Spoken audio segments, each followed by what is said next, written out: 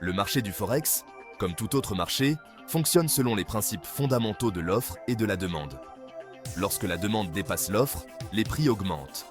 Lorsque l'offre dépasse la demande, les prix baissent. Le trading de l'offre et de la demande, également connu sous le nom de SND, est une stratégie qui exploite ces principes économiques fondamentaux pour identifier des opportunités de trading rentables. Le trading SND se concentre sur l'identification des zones sur un graphique de prix où l'offre et la demande sont déséquilibrées. Ces déséquilibres créent des niveaux de prix appelés zones de support et de résistance.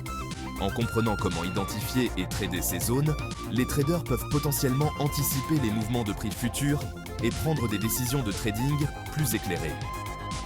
Au lieu de se fier uniquement aux indicateurs techniques ou à d'autres signaux retardés, le trading SND encourage les traders à se concentrer sur les forces sous-jacentes qui déterminent l'action des prix. Cette approche proactive peut fournir une meilleure compréhension du sentiment du marché et des mouvements de prix futurs potentiels. Les zones de support et de résistance sont les pierres angulaires de la stratégie de trading SND. Le support fait référence à un niveau de prix où la pression d'achat est suffisamment forte pour empêcher le prix de baisser davantage. C'est comme un plancher sous le marché. La résistance, en revanche, est un niveau de prix où la pression de vente est suffisamment forte pour empêcher le prix d'augmenter davantage. Considérez-la comme un plafond au-dessus du marché. Ces zones se forment à des niveaux de prix où une activité de trading significative s'est produite dans le passé. Par exemple, si une paire de devises ne parvient pas à plusieurs reprises à franchir un certain niveau de prix à la hausse, ce niveau est susceptible de devenir une zone de résistance.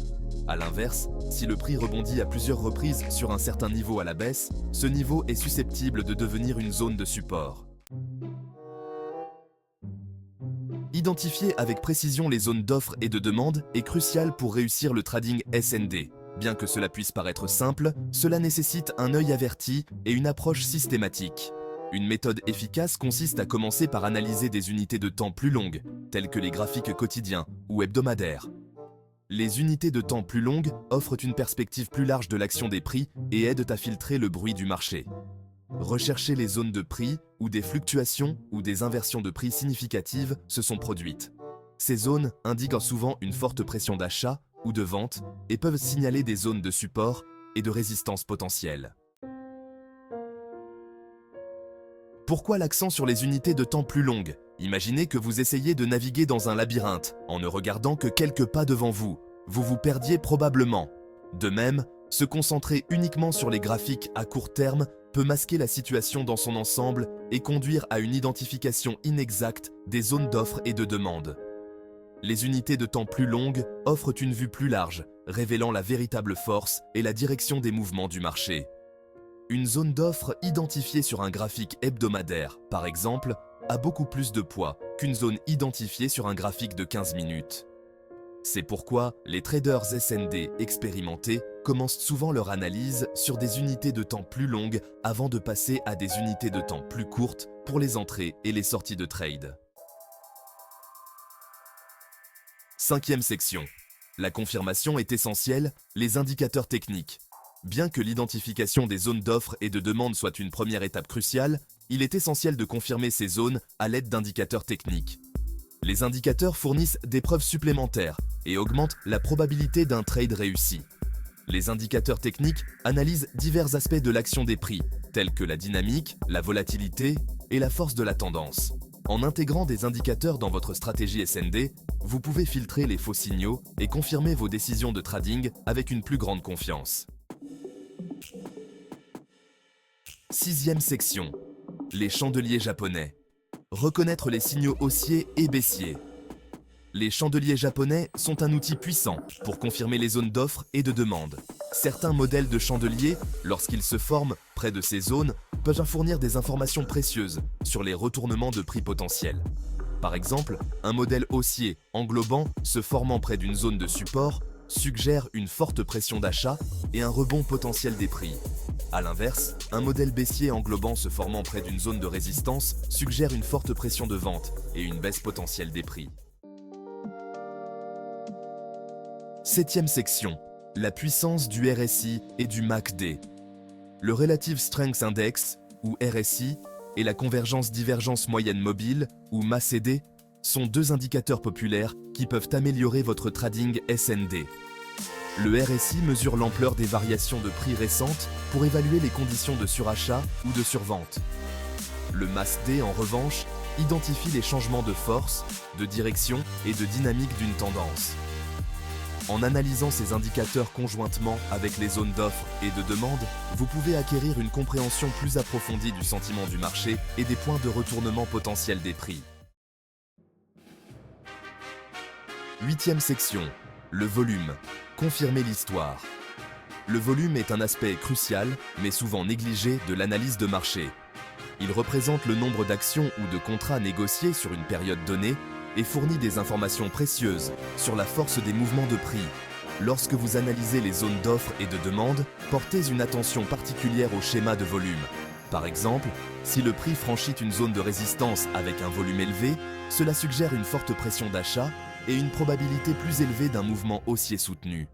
A l'inverse, si le prix franchit une zone de support avec un volume élevé, cela suggère une forte pression de vente et une probabilité plus élevée d'un mouvement baissier soutenu. 9e section, assembler le tout. Un exemple de trade d'achat. Illustrons comment appliquer la stratégie SND avec un exemple de trade d'achat. Supposons que vous ayez identifié une zone de demande forte sur le graphique quotidien de la paire de devises EUR-USD. La zone se situe autour du niveau 1 où le prix a rebondi à plusieurs reprises dans le passé. Alors que le prix s'approche de cette zone, vous attendez des signaux de confirmation. Un modèle de chandelier haussier englobant se forme près de la zone, accompagné de conditions de survente sur le RSI et d'un croisement haussier sur le MACD. De plus, le volume augmente à mesure que le prix rebondit sur la zone de demande. Avec ces confirmations en place, vous décidez d'entrer dans un trade d'achat au-dessus de la zone de demande, en plaçant votre ordre stop-loss en dessous de la zone. Votre prix cible est un niveau de résistance précédent qui est maintenant devenu un niveau de support potentiel. 10e section. Gérer votre risque, l'importance des ordres. Stop-loss. La gestion des risques est primordiale dans toute stratégie de trading, et le trading SND ne fait pas exception. Aucune stratégie de trading ne peut garantir des profits sur chaque trade. Par conséquent, il est crucial de gérer votre risque efficacement et de protéger votre capital contre des pertes substantielles. L'un des outils de gestion des risques les plus efficaces est l'ordre stop-loss. Un ordre stop-loss est un ordre qui clôture automatiquement votre trade à un niveau de prix prédéterminé. En définissant un ordre stop-loss en dessous de votre prix d'entrée pour les trades d'achat et au-dessus de votre prix d'entrée pour les trades de vente, vous limitez vos pertes potentielles sur chaque trade. 11e section, conclusion. Maîtriser l'offre et la demande. Maîtriser la stratégie de trading de l'offre et de la demande prend du temps, de la pratique et de la patience. N'oubliez pas que l'objectif n'est pas de gagner chaque trade, mais de développer une approche de trading cohérente et rentable. En comprenant les principes fondamentaux de l'offre et de la demande, en identifiant les zones de support et de résistance clés et en utilisant des indicateurs techniques pour confirmation, vous pouvez améliorer considérablement vos décisions de trading. Au fur et à mesure que vous acquérez de l'expérience et que vous affinez vos compétences, vous développerez une compréhension plus approfondie de la dynamique du marché et améliorerez votre capacité à anticiper les mouvements de prix futurs. N'oubliez pas de gérer votre risque efficacement, de ne jamais cesser d'apprendre et d'aborder le trading avec un état d'esprit discipliné et patient.